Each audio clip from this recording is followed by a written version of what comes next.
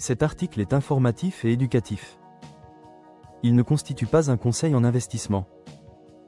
La crypto est un actif volatile. Faites vos propres recherches avant toute décision financière.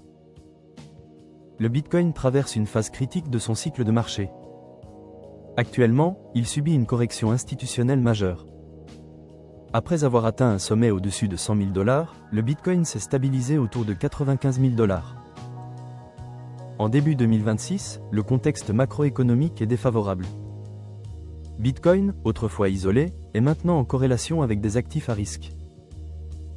La nomination de Kevin Warsh à la présidence de la Réserve fédérale accentue cette pression baissière. L'analyse technique montre une volatilité intraday sur les graphiques de 15 minutes.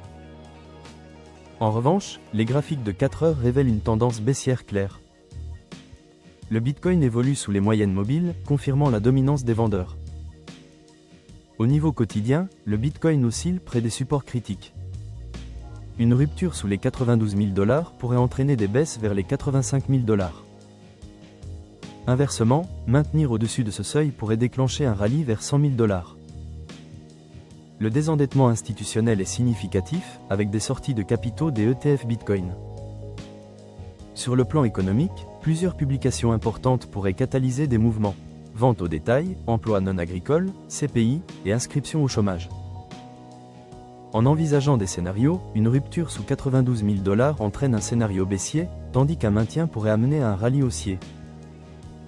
Si les marchés se stabilisent entre 92 000 et 98 000 $, cela suggérerait une consolidation. En conclusion, le Bitcoin est à un tournant majeur.